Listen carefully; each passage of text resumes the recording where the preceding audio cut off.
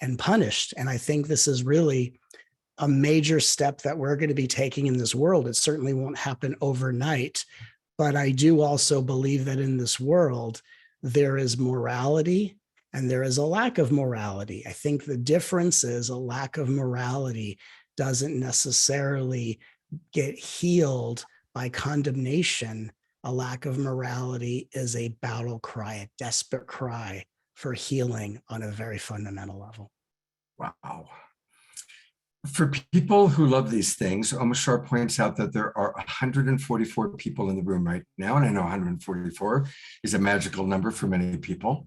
Yeah. And we have a question, and you will remember, of course, my teaching partner, Trish Wright, who, of course, you've been on the show with Trish and I a few times, and runs the Self-Love Show, and she has a question for you. Oh, I love that you've been really sharing about self-love, and I mean, I have a whole show and that's run every week since the beginning of the pandemic. And I'm curious what is like one small tool that you share about self-love for everyone to take home here? It's a great question. I appreciate you asking. And again, such an honor to see you again. I would say that the greatest tool that, or not the greatest, but in this moment was coming into my consciousness is two-part.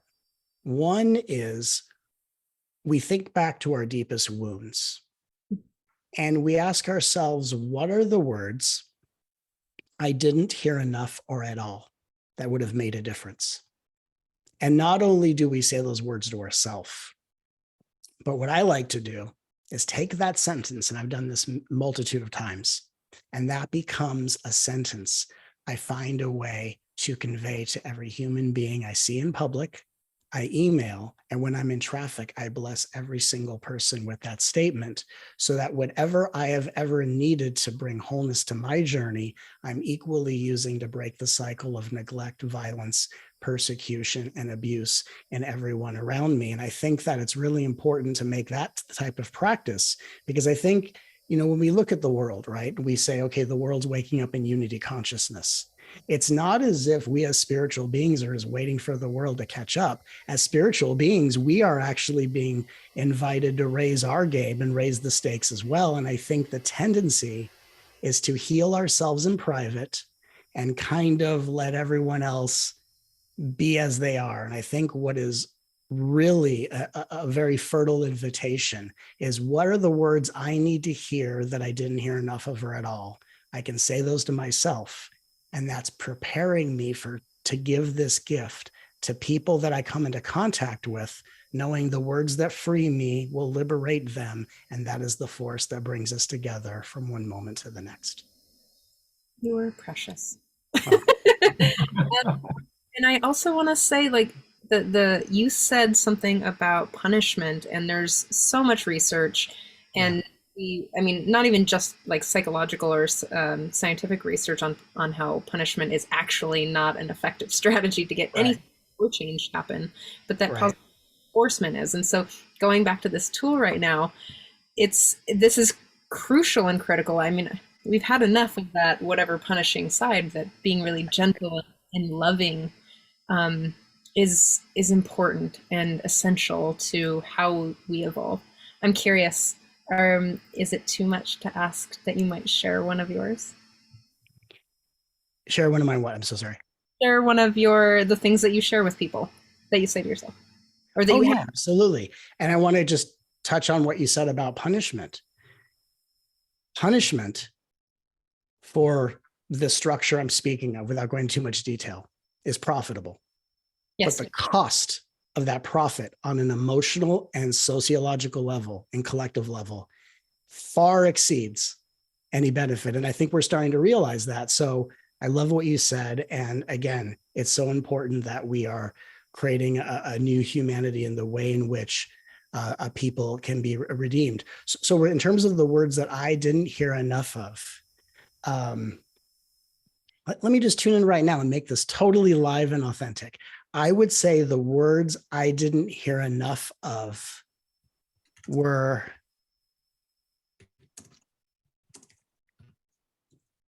you're right. I was raised by parents who are beautiful, wonderful people. I love them. I help them leave their body. I talk to them in the afterlife all the time.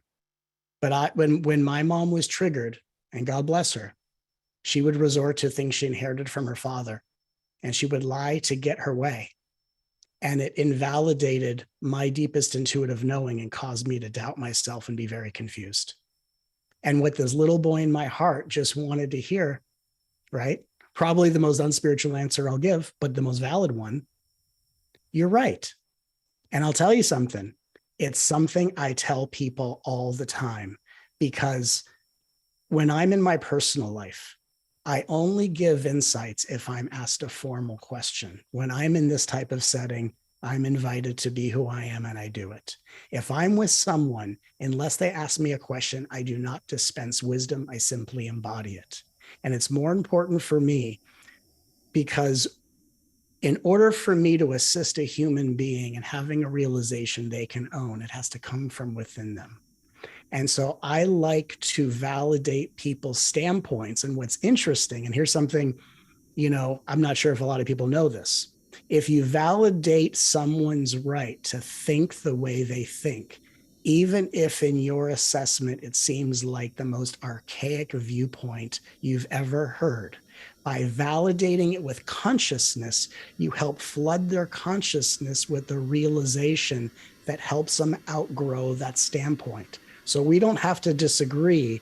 We just have to validate the divinity of other people and let their divine spark do the work.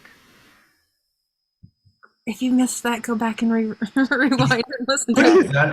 That's amazing. Thank you so much, Matt. Trish, thank you for popping on and being with us. Thank you so much.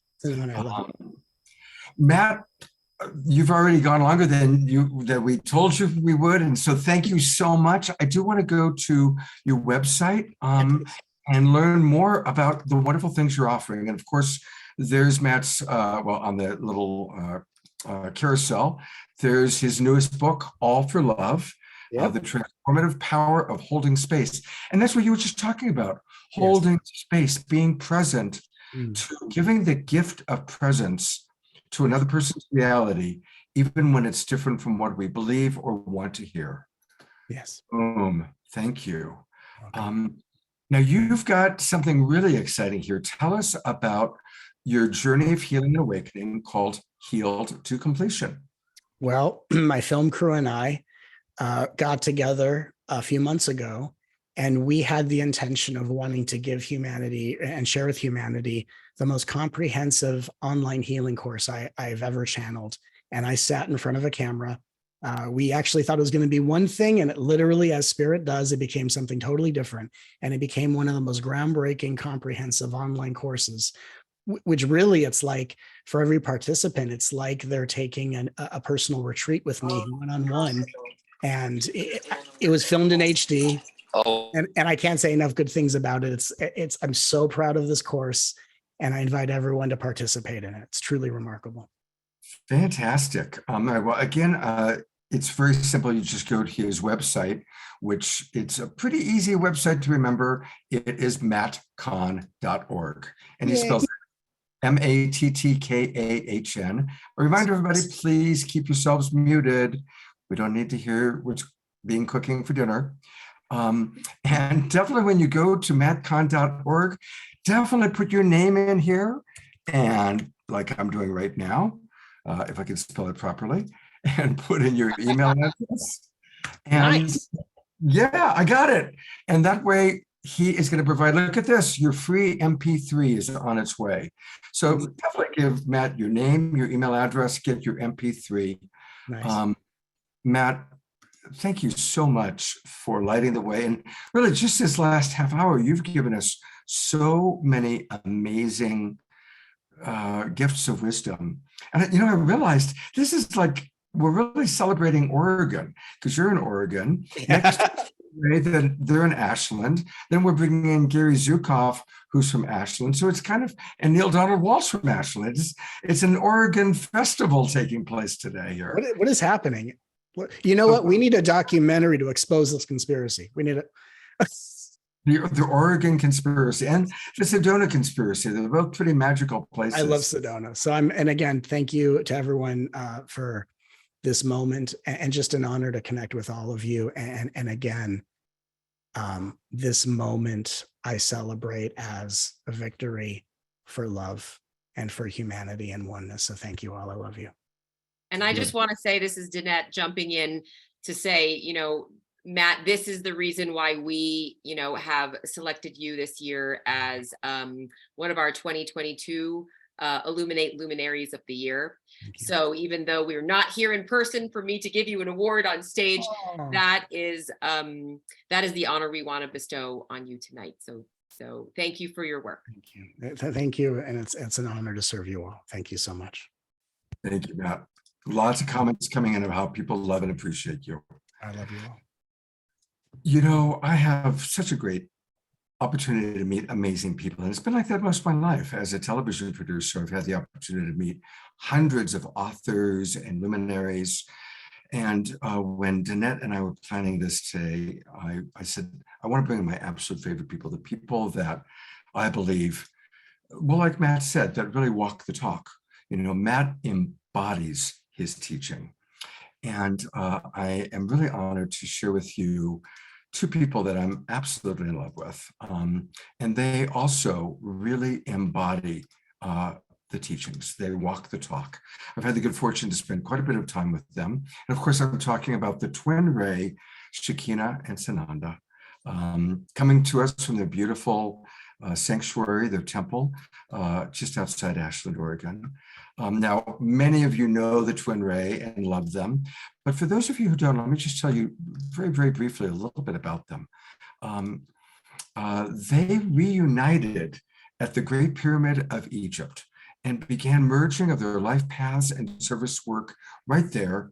Now, they had already developed a following. They already were quite well known in their own ways.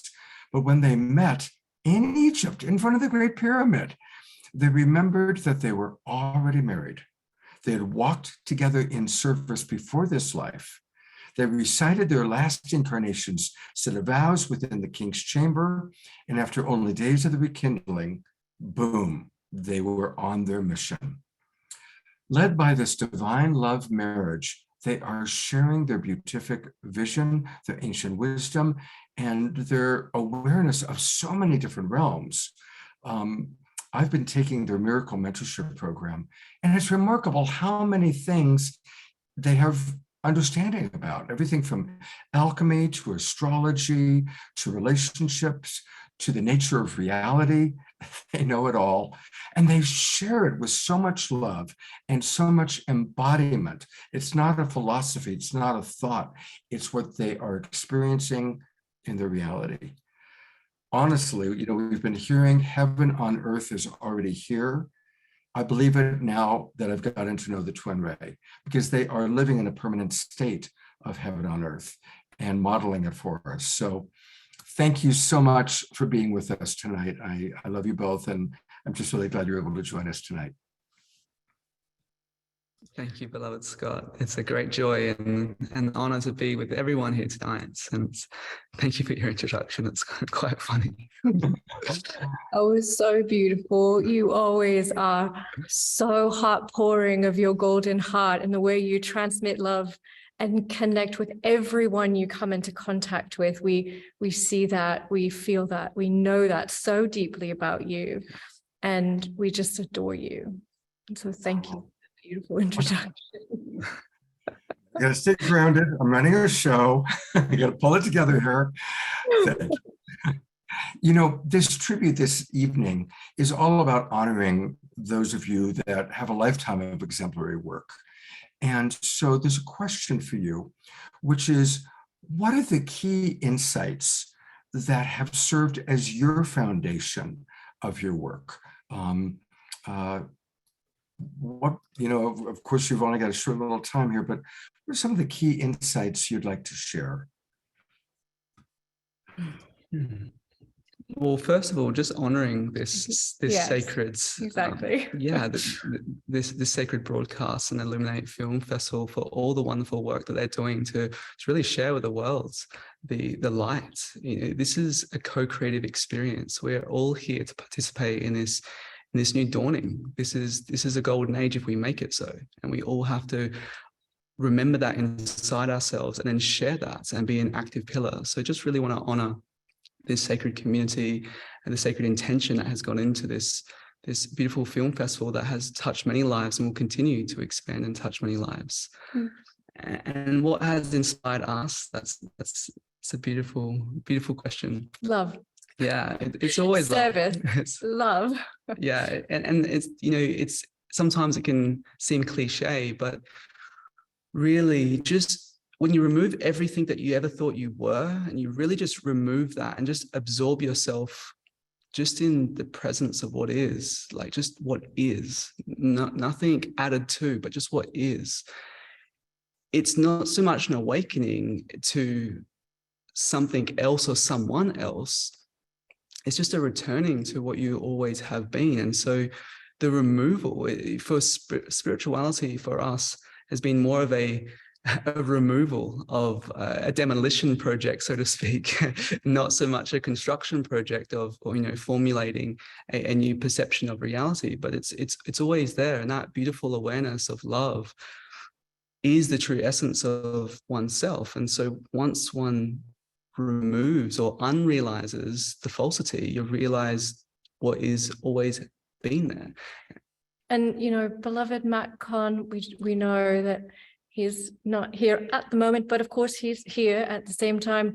Just want to honor the beautiful, eloquent way he spoke and the loving, pure heart that he has. His one big heart just shines through him so beautifully. So we just wanted to honor him and also speak a little bit about some of the things that he shared. And as beloved Sanandaji shared, it's about removing, it's about going into the depths of those places that haven't been given that love as a young child, that didn't hear those words as a young child. You are worthy, you are good enough, you are beautiful.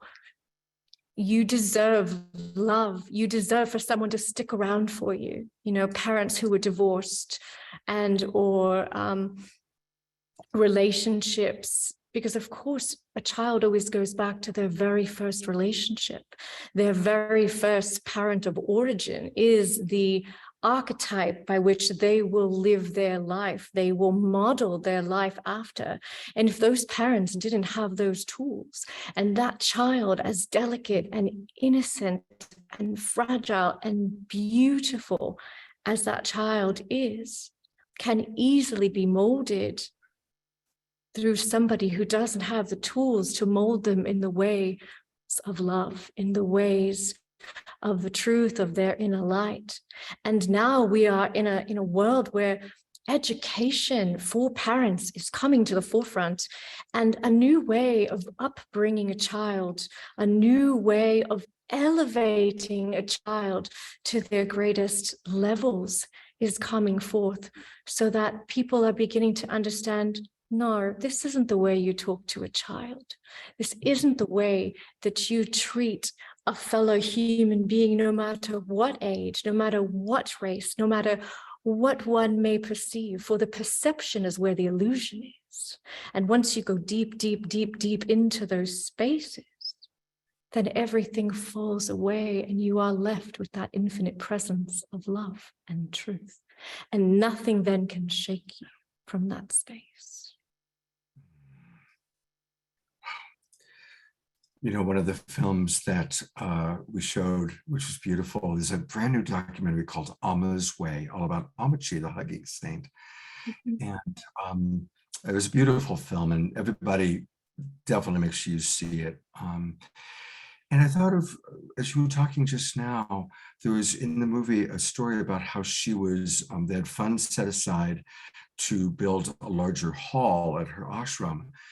And she learned of a children's orphanage in India that was going to shut down because they'd run out of money and they were bankrupt.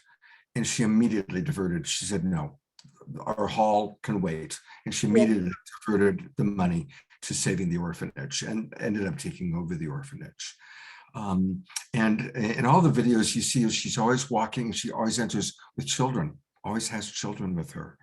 And so I'm reminded of your beautiful song, which I've played several times on the Awakening World, which was dedicated to the children. And so thank you for your dedication to the children and helping us to remember to treat them with absolute maximum respect at all times. Thank you. And the children of the adult as well. The children, for the adults that have forgotten how to play, for the children inside of the adults that have gotten bogged down in the falsities of societal norms and expectations. The children are everywhere. The magic is everywhere. Open your eyes. All you have to do is really look. It's that which you focus on that you create more of. What are you focusing on? What do you wish to create? It is yours. Thank you. Yeah, that honoring the inner child. I was talking with a very dear friend today, and she's just acknowledging that her little girl inside was scared. Her little girl inside was needing extra love and support. And all of us have those moments, and it's so important for us to honor our own inner child as well. Absolutely. It is a lunar eclipse. There's not going to be another one for 3 years, and a full moon. And you are my favorite teachers of astrology and a deeper understanding. Would you be willing to give us a little homeopathic dose of your understanding of what's taking place in the portal of this time that we're in right now? Absolutely, it would be our honor.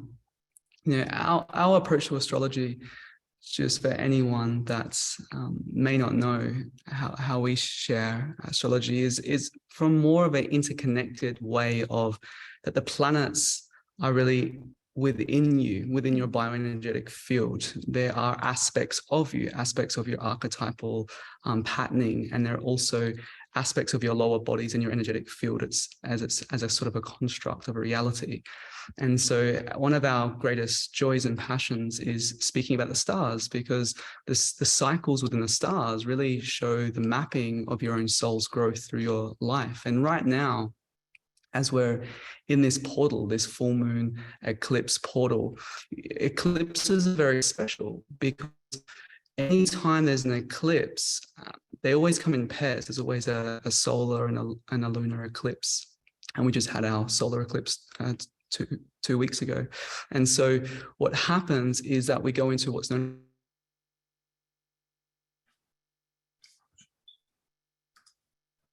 Uh-huh.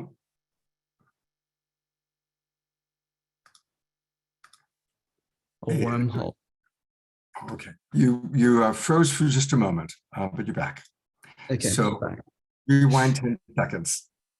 Okay, so the new moon before the eclipse opens the portal of the wormhole, and the new moon after the eclipse closes the portal. And what this wormhole is it's a sideways elevator, basically, is meaning that you can go anywhere in your life. You can end up at any location in your life, and really you can end up within yourself where there's old rested developments, there's old emotional traumas, old emotional belief systems, or mental conditioning or constructs within you. They can come to the forefront during these periods more intensely than ever before, because the sun and the moon's relationship with our earth represent our soul's relationship with our body.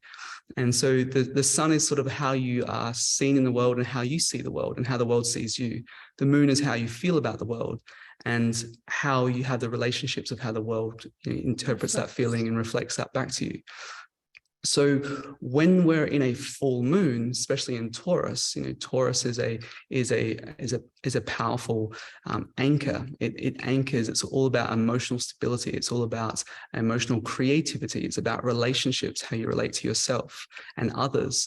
And there's an eclipse where it creates a reboot. So whether it's a lunar or a solar eclipse, that aspect of you, aspect of your soul, goes through a resetting. So during this window, many don't realize there's an opportunity to reset your awareness, to reset the connection, the anchor point of your soul into your physical vessel, and to reset the perspective of your life, how you feel about yourself in your life, how you feel about the world around you, how you see the world. these reset through these ecliptic times, and there's these cycles within cycles are designed essentially for you to go deeper in your soul's ascension and journey. And the wonderful thing about an eclipse is that especially with this sideways elevator, it's that you are taken. It's that you allow divine grace to take you wherever it's going to go. Thus, you might not be expecting it. You might not even want it consciously. But where it's taking you, you just have to surrender yourself completely to say, you know what? This is exactly where I need to go. This is where the depths of my unconscious are taking me right now, because this is where the healing, the holding is going to be taking place. And the wonderful thing about an eclipse, the magical thing about it is that every time there is an eclipse in a wormhole like this, you are connected to every other cycle and every other eclipse you have ever experienced throughout your entire life stream, not only in this life, but in all lives. And so this is where these triggers, these what we call treasures, your treasure box comes up, so that you get to start looking at all the jewels. And sometimes the jewels are a little maybe tarnished. Sometimes they need to be dusted off, maybe dipped in some water to be cleansed. But essentially, this is where you find the depths of what is awaiting you in order to be able to release the self-imposed chains, to rise into the truth of oneness, and that you are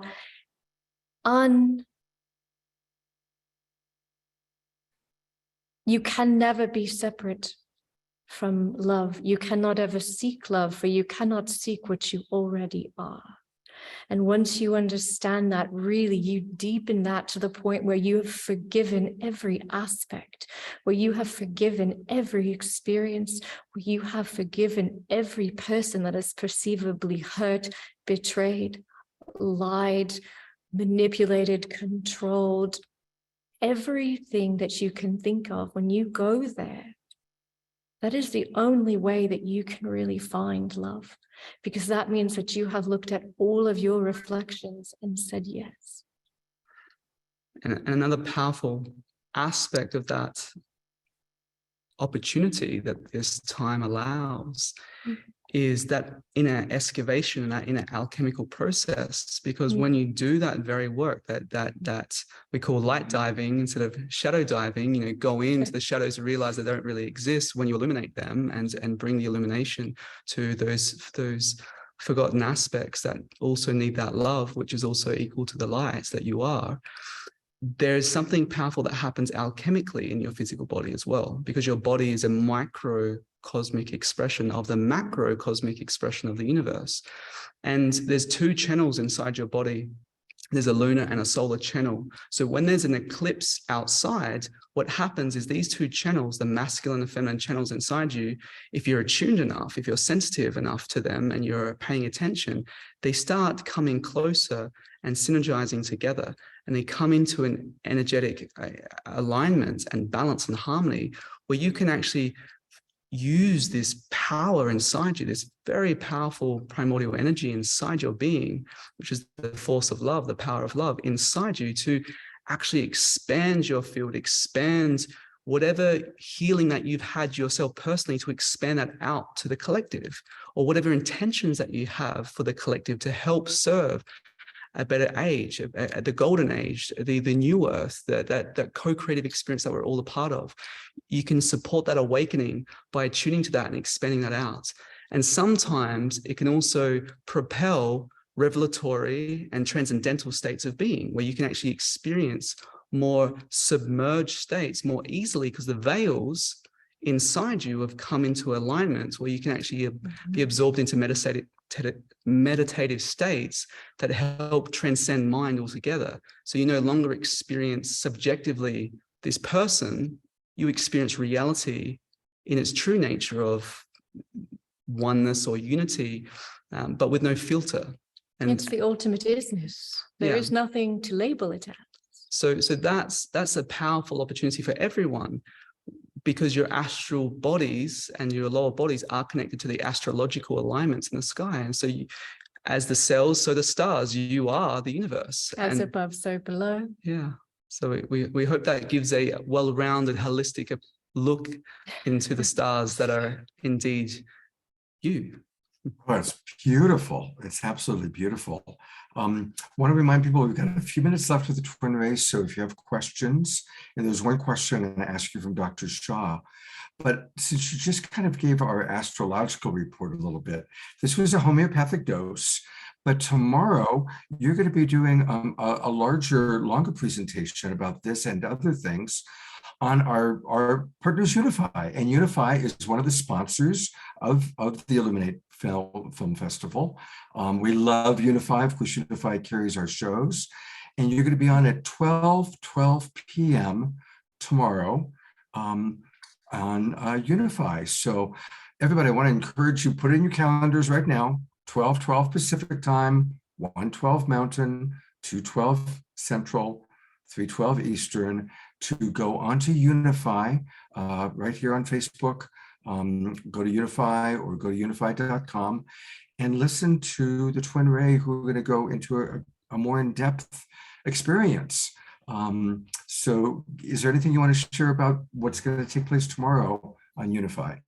Well, thank you, Philip and Scott, for sharing that, first of all. And it is really such a great joy for us. We are going to be starting a mini-series called really The Prophecy. The Golden Age The Prophecy. Golden Age Prophecy, and what it really means, how it is connected to every atom of this world and of this universe, and how every single person is an integral point and pillar of light in order to bring it forth. But of course, before you birth the golden age, it must be birthed inside of you. So how do you do that to then be able to experience the reality and live in the frequency field outside of what would be considered a normal reality?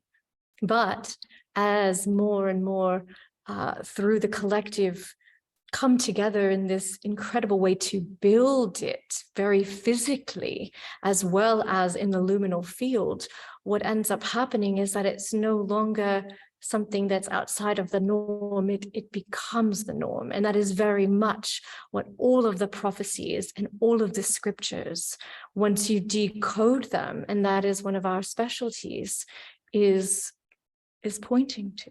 And so we're going to go very, very deep into this. Yeah, and just to summarize that, it's really the opportunity where we can fully dive deep into the many different Golden Age prophecies from many different civilizations and First Nations have spoken directly to this time. And you are all the ones that you've been waiting for. So being a part of knowing how to show up and actually how to strategically come together and create global coherence at specific places and locations during specific times, and also decoding the scriptures also decodes your own inner script as well. You start learning that you're so much more than just this human vessel, yet this human vessel is the greatest technology in the entire universe, but you just have to learn how to activate it. And when you do, it's the greatest journey you can ever be on. And this Golden Age prophecy series is just a tribute to the divinity that each one of you are, because it's an incredible time of celebration. It really is. It's so amazing what we can do. So we want to go into the science of it, go into the antiqual expression of the different civilizations, talk about this time right now, and the biological connection as well. And we love the esoteric sciences, so we can't help but share in every way we do more about the esoteric knowledge that is hidden in plain sight and hidden within. Well, Becky in the chat box, Becky Nowblock, is asking, where do we go to follow you? I'm new to you and I'm enjoying your messages. Absolutely, Becky. So the place to go, it's very easy to remember, is just TwinRay.com, TwinRay.com. And yes, it is like entering heaven on earth as we enter their field. And right off the bat, access their free video series. It's a beautiful series called The 4 Divine Paths of Freedom. I've taken it. It's when I first was introduced to them, and it's a wonderful introduction. Is there anything that you'd like to mention about your offerings that's on the website here? Sure. The Divine Paths is basically the 4 pillars of life. It goes into divine love, divine service, divine alchemy, and divine truth. So these are simply the 4 structures of how to prepare and live a divine life. And so divine love, you are that. So just removing all the obstacles that prevent one from experiencing divine love in all moments. Divine service, which is love in action, being a representation of that love that you know so true within and expressing that in selfless service. Divine alchemy is also ascension, the internal process of changing your frequency and up-leveling the internal biology and changing and metamorphing this internal state that is very mystical. Actually, it goes into more the mystical sciences. And then divine truth is a truth that you can rely on. It's a truth that's not personal. It's a universal truth, something that can be like a golden key that unlocks all doors within the mind of limited perception. And so this is just a heart project that this is a heart project that we just wanted to offer. Yes. With nothing, with just purely in service. Just this is something that everyone should know, and everyone does actually know. That's the thing, is that it's not something that it should be foreign. It should be well understood. And really, that's the thing, is that when we first came together at Giza in the Great Pyramid, well, that was one of the very first. We actually went to Jordan after that, and we were sitting in Jordan and we looked at each other and like, we have got to do a contemplative path, that we need to bring back the way of changing routine into ritual. Yeah. How to make your life a ceremony in every moment, because we see this world as an altar, as a beautiful sacred altar, and you have an offering, and how do you live your life this way? How do you move from mundane to magic, from ordinary to extraordinary, and yet keep your balance and keep your life and keep exactly what you're doing with your job and your vocation and everything else, unless you are called so deeply to release that and move on to the next phase of your evolution. But you can do both. You get the choice to make. And so this is a contemplative journey of the 4 pillars of the way of returning back to truly your divinity. And it is such a resonant place that really everyone who's ever seen it just says yes. There's nothing but yes when you listen. So again, this is when you go to twinray.com, and right off the bat, access the free video series, The 4 Divine Paths of Freedom. We're going to go to Gary Zukav in just a moment, but I want to bestow our honor to you.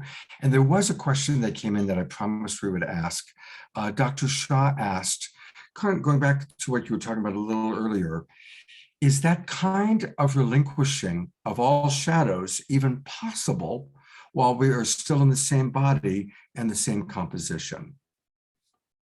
Oh, yes. It's removing your investment in those shadows. You're removing your emotional investments to the idea that there is a shadow to begin with, and what you're left with is the illumination of truth. And through that illumination of truth, all else is revealed. And so in a way, absolutely. And sometimes it's layer upon layer upon layer, but ultimately, Often it's layer upon layer. Yes. And it feels like it's endless. but there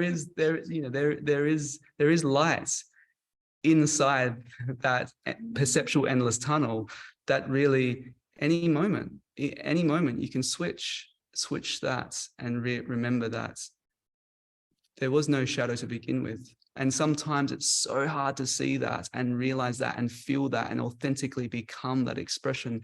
But that's the whole point. We're walking a spiritual journey, because everyone that has walked the distance, everyone that's gone far enough, they've all said the same thing. There is an end to suffering. And the answer to that is the self that you find, which is you.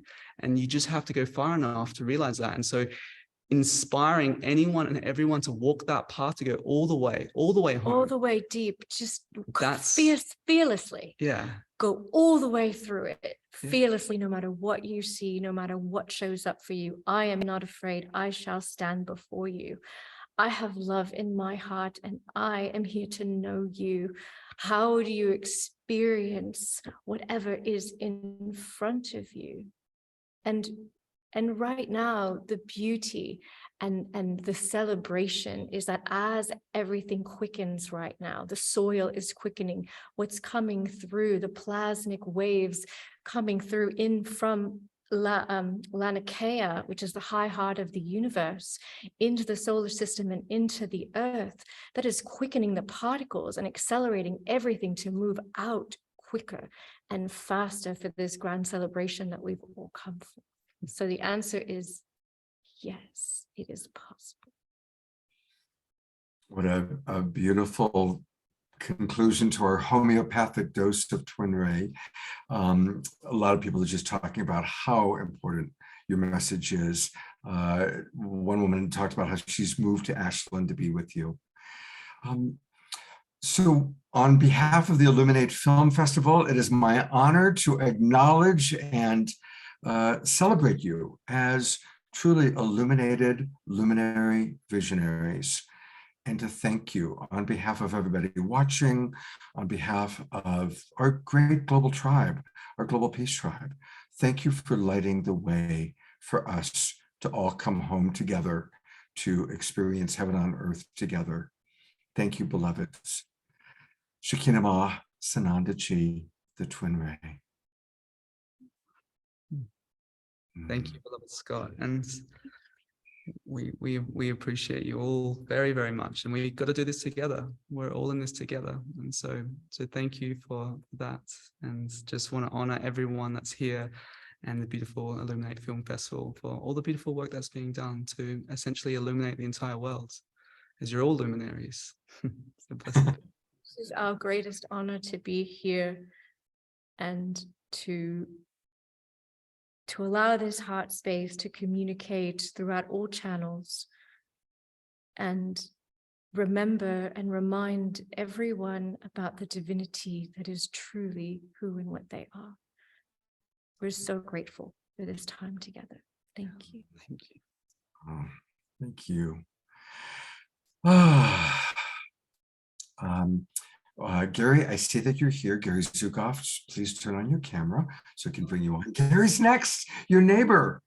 Yes, we're staying in for Gary. We love Gary, beloved Gary. Blessings, Gary. Let's just all take a breath and breathe in all the beautiful wisdom that we just heard from these two beautiful souls who I'm so grateful I get to call my friends. And who light the way for us. And there he is. Here is Gary Zukav, who we love so much. Hi, Gary, you're on camera. Hello, Scott. Blessings, Gary. Oh, thank you, Sananda. Thank you, Shekinah. It's wonderful to hear you speak again. You know, as I look at Gary and I look at the TwinRay, it really is beautiful because it's like these two different generations of wisdom keepers. You know, I like to often say, you know, the TwinRay represent the next generation. And Gary, you've been lighting the way for us for so long, for so many years, starting with the seed of the soul and universal human and all that you've shared with us for so long. For those who don't know, I think most everybody knows Gary and his work. What some people may not know is that Gary's beloved wife and partner, Linda, left her physical body a few months ago. And Gary has been learning and sharing his experience of still being in divine partnership with Linda. And so that's going to be part of, probably a significant part of what we're talking about tonight. And so, Gary, I really appreciate so much your being with us and sharing your time with us tonight. And I just want to ask you, as we honor you, as we honor the decades of work that you've done to light the way as an illuminated visionary, what would you like to share about the principles that are driving you at this time? Love. That's the principle. That's the practice. That's the experience. That's the beginning and that's the end. I've been saying, I wouldn't call them visionary things. I've been sharing what's been given to me. And because of practicing what's been given to me, I have, in my aware life, transformed a life that began with less consciousness into more consciousness. And the more consciousness that was involved in my life, the more joy was involved in my life. I have to think, Scott, because right now I'm in a time of transition. We talk about generations of people. From that perspective, we're talking about one incarnation into the earth's go, and there are generations to that. But what if there are countless lives that a soul has simultaneously, countless lives? Then what good is a lineage? It's good. It's good within a limited domain of experience. Well, my experience has been expanded greatly now since the soul of my beloved Linda Francis decided to return home. I was told, we were told, and we've told others what we have been told, because that's what we are. We're sharers of what we know. We're not creating what we know. It doesn't belong to us.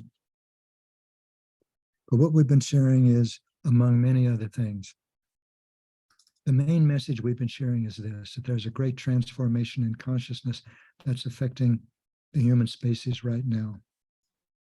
It's the transformation from less awareness to more. It's the transformation from perception that's limited to the five senses into perception that's not limited to the five senses. It's from understanding that comes from the intellect and is limited by the understanding of the intellect into understanding that comes from the higher order logics and understandings of the heart. This transformation in human consciousness is happening fast. The velocity is startling. It's happening within a few generations. This is in contrast to the evolution of five-sensory humanity that took place over 300,000 years, or longer, depending upon where you start counting. And so all the books that we've done, all we've written, all the activities that we've created, all the events that we've shared, carry this message. The message is the consciousness of humankind itself is transforming, and you are part of that. I am part of it. Hundreds of millions of us are now being affected by that new consciousness.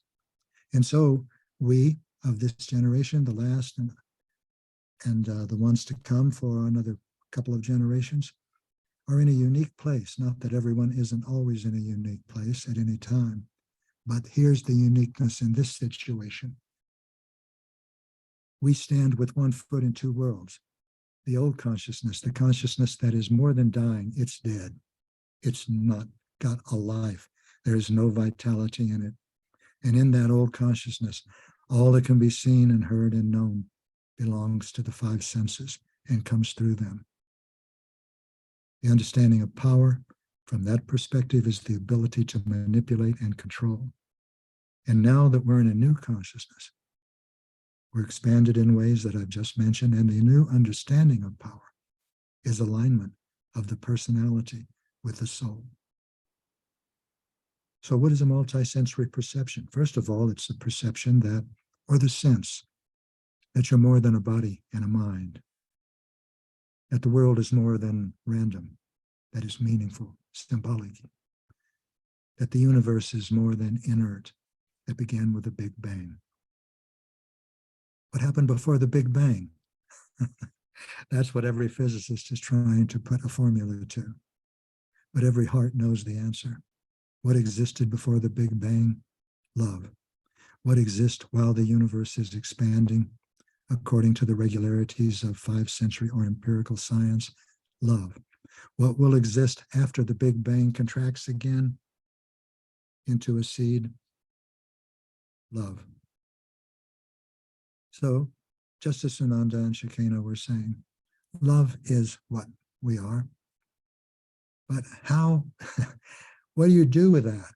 What do you do with that when you're sad, when you're angry? What do I do with that when all I can think of is wanting Linda to be back? When all I can think of is what a frightened part of my personality can think of, one that's resentful or angry or jealous or superior or inferior. All of those are expressions of fear. And that means simply that all of those are experiences that keep you from experiencing in yourself loving parts of your personality, which are those that are grateful and appreciative and caring and patient and in awe of the universe. So we have been teaching people how to create authentic power. And it's just 2 tools that we teach: emotional awareness and responsible choice. So if you imagine that there's currents of energy that are always flowing through you, well, look at it this way. You are not simply a person that has a lot of different emotions. Sometimes you're one thing and sometimes you're another. Your personality has a multitude of parts.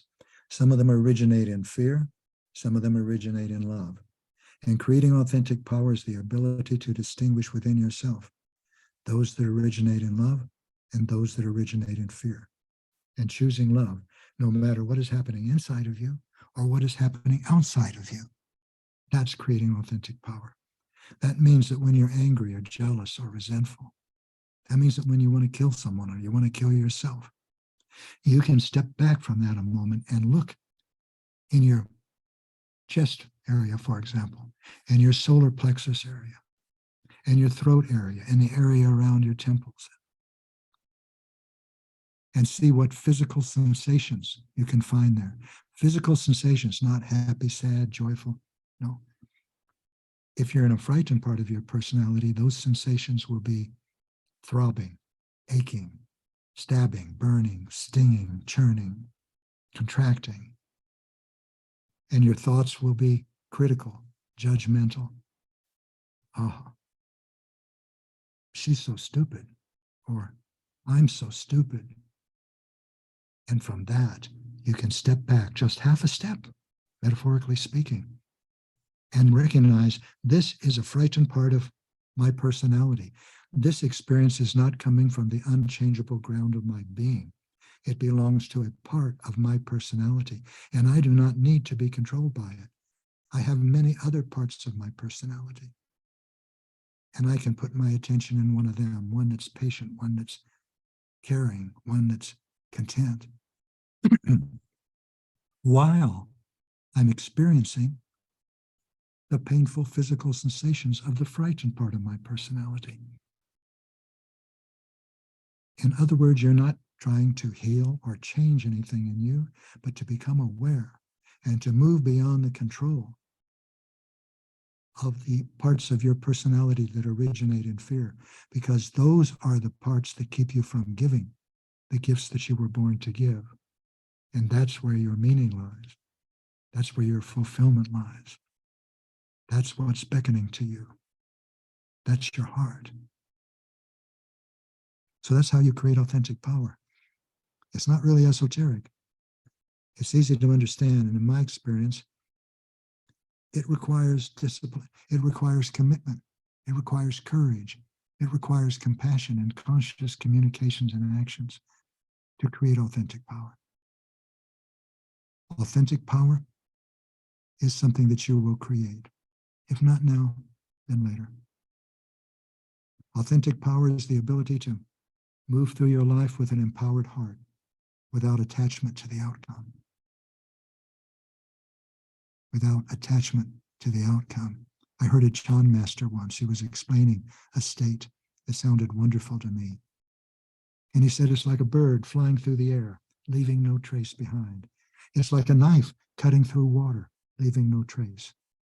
And then he said, but in order to do this, you cannot have a hair's breadth of attachment.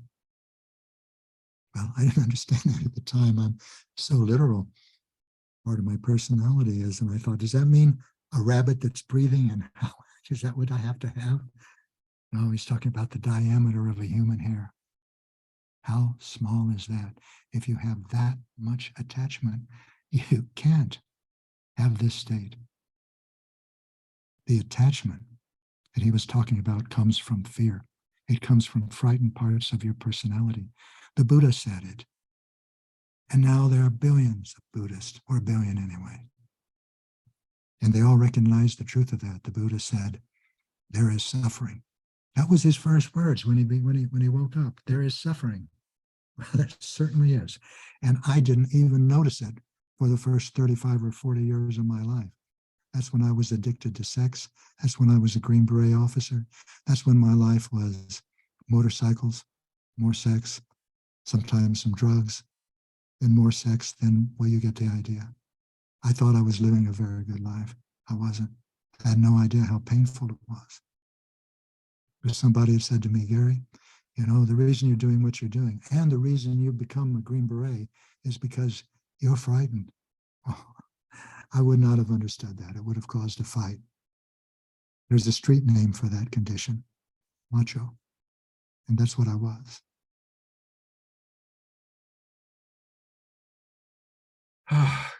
So that's the message that I want to share with you. That's the message that Linda and I have shared in every event, every book, everything that we've done. And then the next thing we say, and I am saying it now, I don't anticipate that you will, or even suggest that you do, believe anything that I am saying simply because I say it. Experiment with it if you resonate with any part of it. See what registers for you, what you resonate with, and then see how that works in your life when you apply it. And then expand that suggestion. Don't believe anything that anybody tells you just because they have a television show or a book or a pulpit or a lot of people like them on a social media platform. You're the one that needs to resonate with what you hear or not. And if you do resonate, try it out. Try it out. So when I tell you about authentic power, discovering experientially the frightened parts of your personality, which means experiencing them fully, never suppress or repress or deny an emotion in any way, but instead feel it fully, the way 5 sensory personalities don't yet. By putting your attention in these areas, and these are just 4 areas, they're energy processing centers. In the East, they're called chakras. That's a Sanskrit term. My first language is English, so we call them energy processing centers. They're the same. They're real. So you can imagine that you're always radiating energy from each of your energy processing centers in love or in fear. And if you're radiating it in fear, you hurt in that area. That's painful. That's a loss of energy and fear and doubt. And if you're radiating it in love, it feels good. Authentic power, an authentically powerful personality just radiates in love. Well, I'm not there yet. I have a lot of frightened parts, but I know how to recognize them now. I've gotten really good at that since Linda had a stroke and her body died. I thought I was good at it before, and I was pretty good.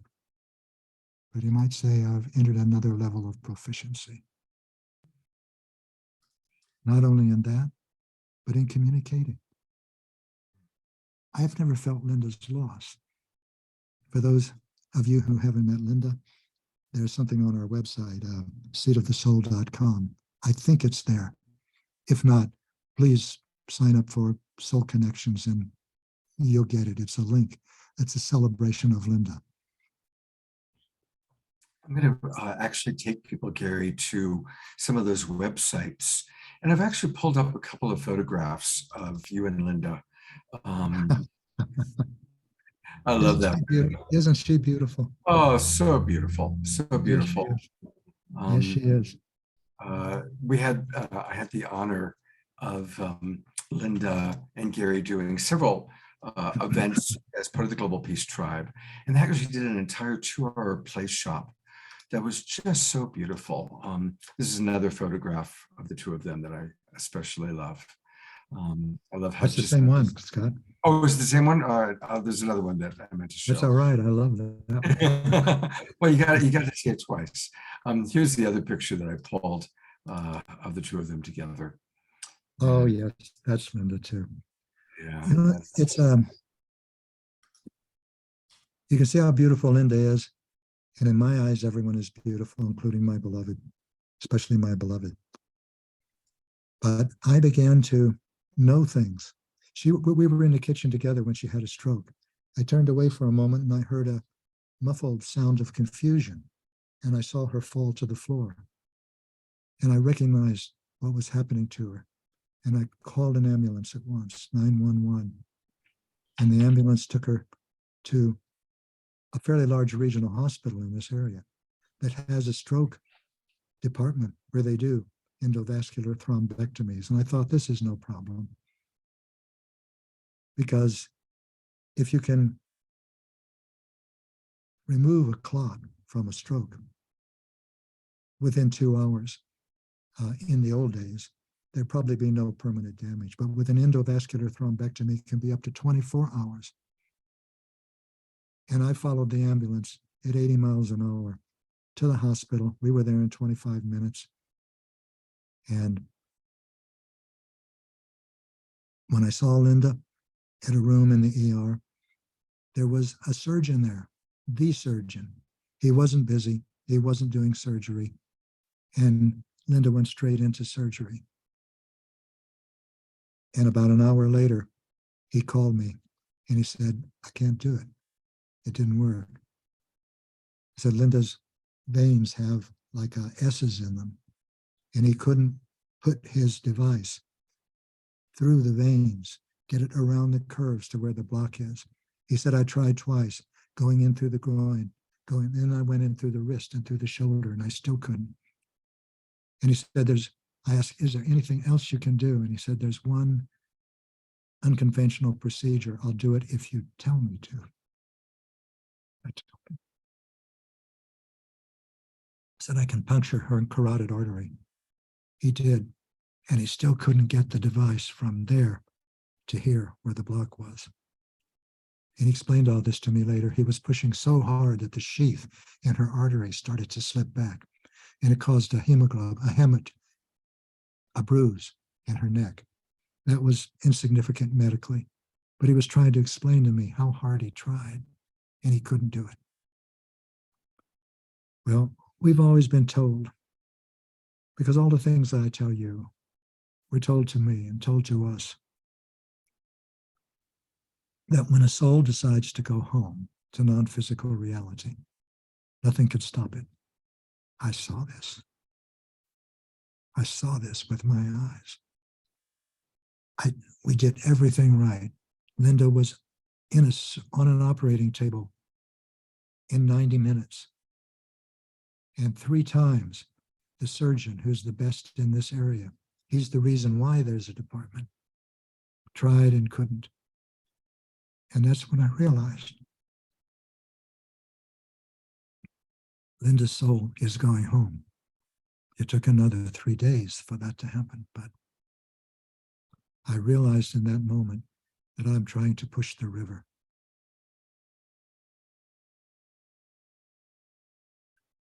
On the way home, I had a surreal experience, one of a multitude of them since then.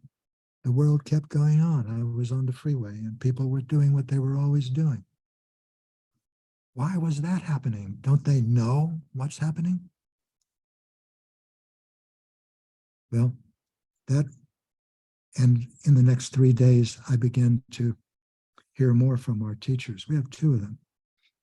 By the way, hearing from a non-physical teacher is a multisensory perception. That's why you might be experiencing it in different ways.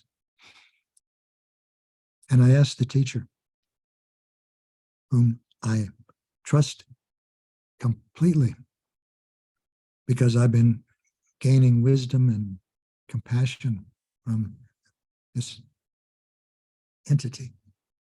Entity is not the right word, from this source of wisdom and compassion, this impersonal source, for 37 years. And he said, I don't know if he's a he, but I'm projecting my own gender. To why am I hurting so much? He said, because you are clinging to what frightened parts of your personality demand that the world be. They demand that Linda be with you, by your side. Then he said, let it go. That has nothing to do with your love for Linda. Your love for Linda is beyond the Earth School, is not a part of the Earth School, and is far beyond it. Then he said something startling to me. He said, co-create with her. I wasn't thinking. I was just being and feeling in a blur of pain and tears. But he said that. And then he said, that is within your capability now. You have both experienced what you thought was beyond imagination. And he's talking about our love. We never imagined we could experience love like we share. He said, before you both now lies more that you will also consider beyond your imagination. So I remember in that moment, it's one of my lucid moments. They were all lucid, but this one stands out.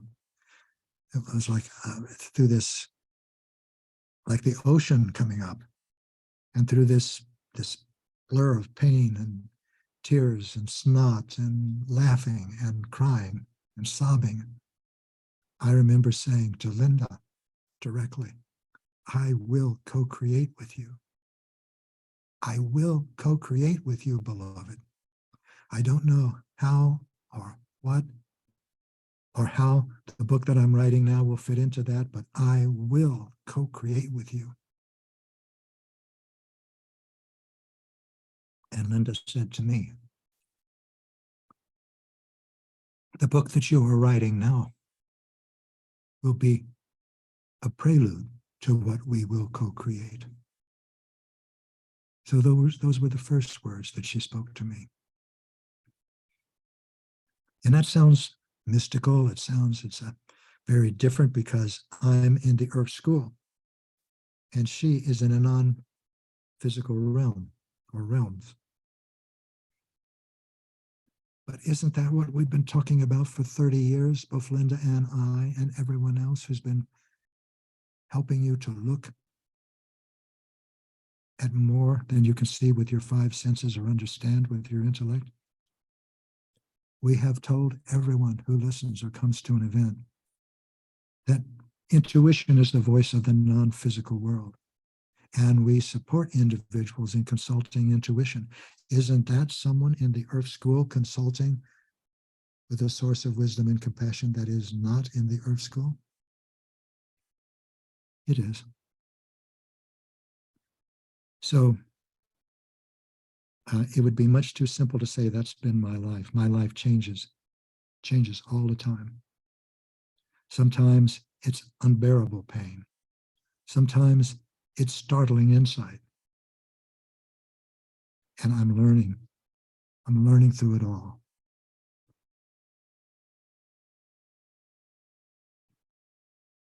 I made the decision immediately that I was not going to squander this pain.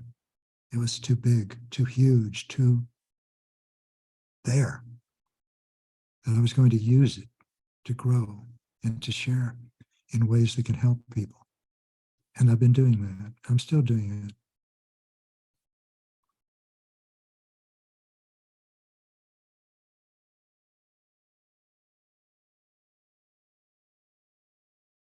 Gary, it's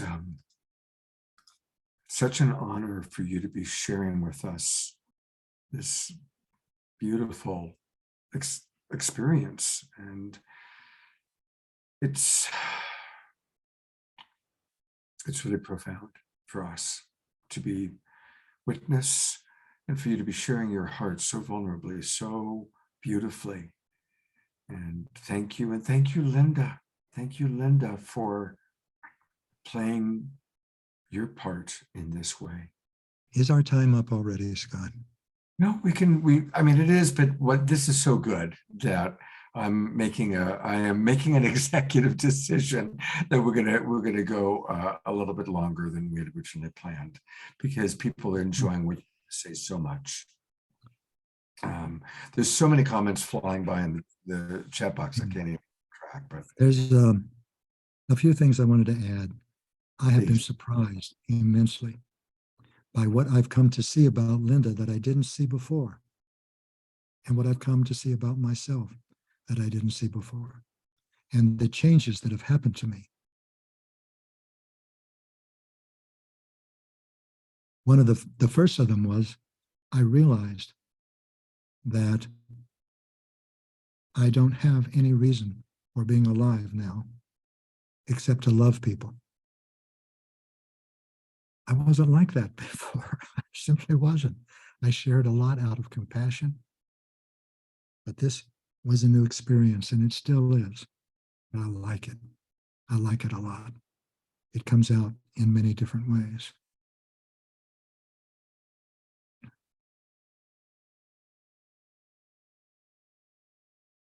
I know that Linda and I will co-create in ways beyond talking. Linda talks with other people. Now, it's one thing if she talks to me, says things like, "I'm always with you, beloved." But she talked to one of the people who was in our support team and said something valuable.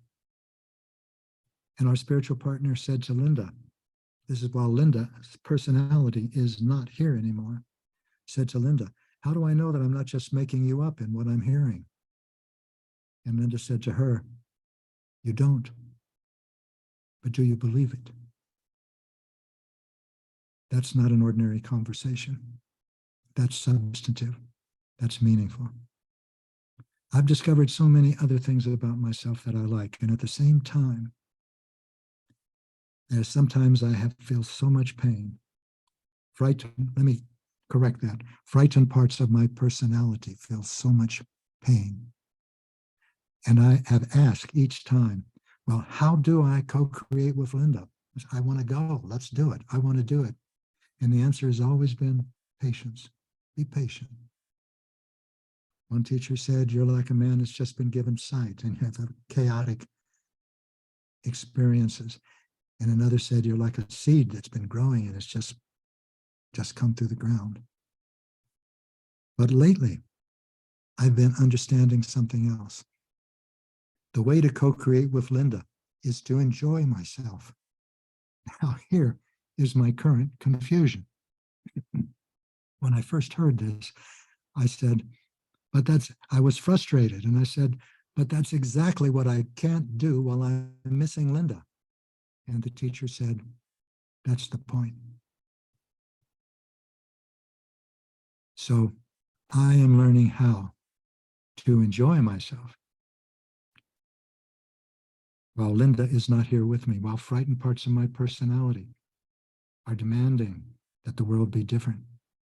Because they're frightened parts of my personality that think that I cannot enjoy myself. I should be suffering.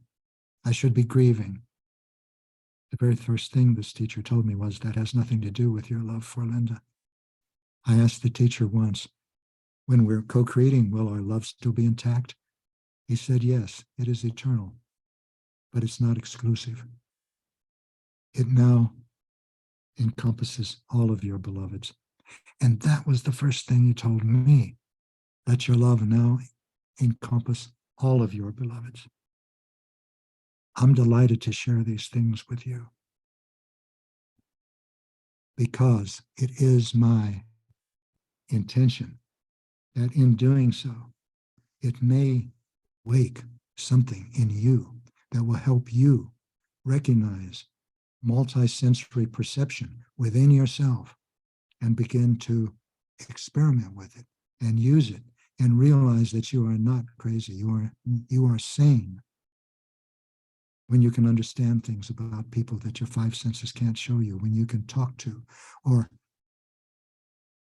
interact with non-physical guides and teachers. And if I can support you in any way, I will. In the short time that I have left in the Earth School, which I now see in a different way, I've discovered that one of the things that frightened parts of my personality, and I will suggest frightened parts of yours, are attached to, is not only almost everything in the Earth School, but the Earth School itself. So I'm learning how to enjoy myself. And more than that, the advice I was given, not advice, the suggestion. Non-physical teachers don't advise. They make things clearer. And one of the things I saw more clearly was not only to enjoy myself, but to enjoy enjoying myself. And that's something I want to pass on to you too. I'm still working on that. It requires challenging frightened parts of my personality and cultivating the loving parts again and again and again and again and again. In other words, it's just like that old saying, before enlightenment, chopping wood, carrying water. After chopping wood, carrying water. I do not know what that Buddhist saying means by enlightenment, but that before and after consciousness is now mine. My consciousness before I woke up in the Earth School, that's one of the things that happened before Linda's soul went home, was to create authentic power, cultivate love, and challenge fear. And now that I am awake in the Earth School, that just means I woke up and I saw this isn't just happening. It's in me, it's to me, it's around me. And it's exactly like the world that I left before. I didn't leave it before I woke up. I'm in the same world. I'm just seeing it through a different lens. Now, after that, my path is creating authentic power, cultivating love, challenging fear. I love talking with you. Thank you for your generosity, Scott and Donetta and the Illuminated Film Festival for inviting me to be a part of this. Thank you for taking the time to be with me while I've been sharing. It is a joy to love, and I love you completely. And I'm looking forward to whenever we can connect or connect again. Gary, there's been dozens of messages that have come into the chat box. I'm just going to read a few. From Mark Janisovsky, he writes, "None of us will ever be the same after listening to Gary share his universal soul with us like this. There is a before and an after. That's the definition of a transformative moment of life." And we're very blessed. Stephanie writes, "Your sharing, Gary, has touched me deeply beyond my understanding. I'm crying heartfelt tears. Thank you."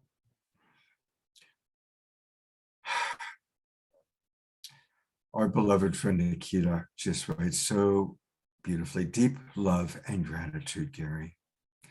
And just person after person after person is appreciating you and appreciating what you've just shared. I want to take people, I've put the websites into the chat box. Stay with us for a moment, Gary, because I want to take people to a few of the places where they can dive deeper with you online. This is the beautiful Messages for Linda. It's a website with photographs, memories, where people, and anybody who has an experience that you want to share of Gary and Linda, you can share your message here. I just did one just before the show began tonight, sharing when Gary and Linda did their workshop, their place shop for the Global Peace Tribe. But there's all sorts of wonderful, wonderful ways that we can put up here our memories. And even tonight, share how tonight has touched you. And then I want to, of course, take people to Gary's main website, which is the Seat of the Soul Institute. And I love the opening. It says, "You are here to give the gifts you were born to give. We are here to support you."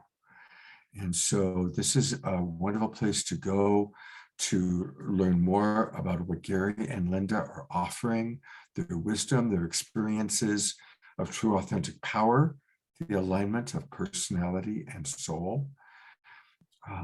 And so it's a beautiful website, and there's a lot here. You can start your journey and learn some of these beautiful, powerful tools that Gary is still continuing to learn. And I so appreciate your humility with that, Gary. Thank you.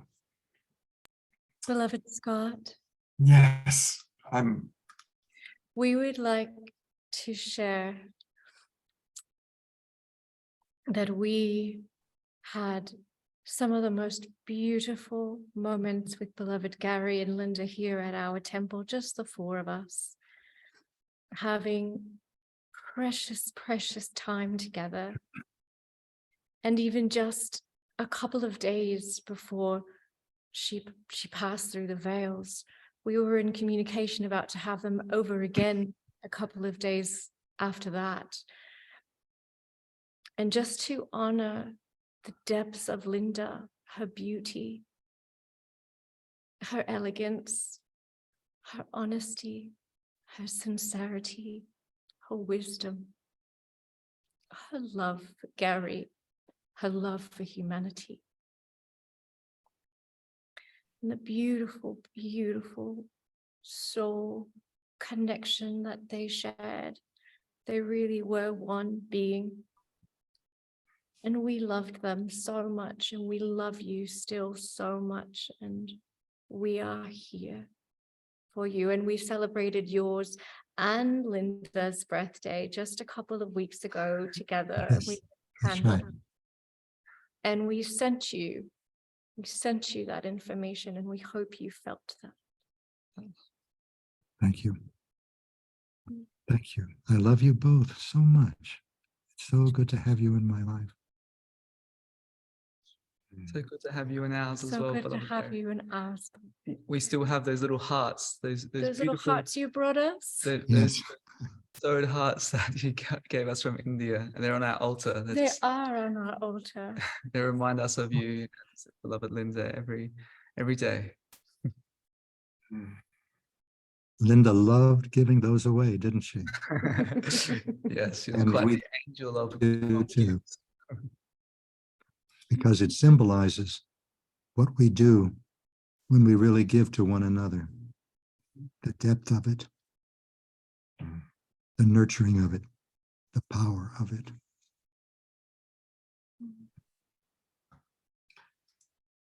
We love you so much. Thank you for your precious vulnerability and authenticity. and authentic power. Yeah. This is really, really amazing, Gary. I'm going to bring Danette back on for a moment. And thank you, TwinRay, for being here and sharing your memory and your love for Gary and for Linda. And, you know, and what we're seeing, what we're all witnessing, everybody, is this beautiful global community that's coming together. And we really are all finding each other.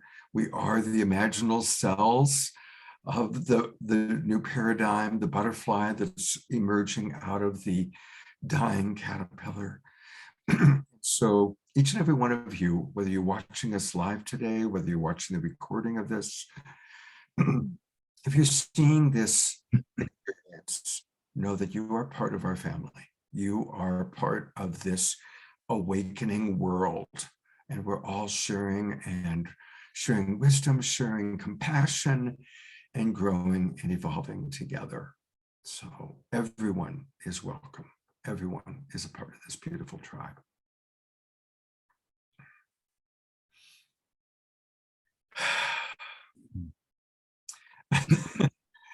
You know, what's taken place here is just so beautiful and so profound. I'm almost thinking that it feels like a time to conclude, even though Neil Donald Walsh was going to be with us and he isn't feeling well. So he sent me a text this morning asking if he could take a rain check. And I said, of course, yes. And I have a pre-record of Marianne Williamson, but honestly, this feels like the right place to conclude. This Saturday night on the Awakening World, we're going to be honoring the Illuminate Film Festival, and I'll show the pre-record of Marianne at that time. So join us on Saturday night, 6 o'clock Pacific time on the Awakening World. Danette will be with us. We're going to show some highlights of this weekend. Because this was just, I don't think there's anything else to say. Can I end, Scott, with an actual award presentation? I almost thought I couldn't keep it together enough to present this award because I was in tears, Gary, because, my heart just felt your heart, and you have just really cultivated love in each and every one of us tonight. And,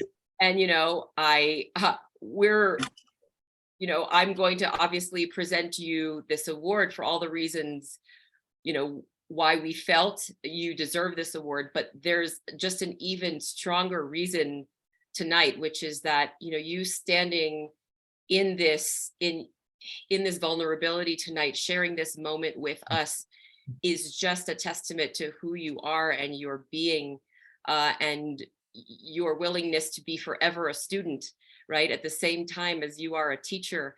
And that just rings true so much as I present you with the 2022 Illuminate Conscious Visionary Award.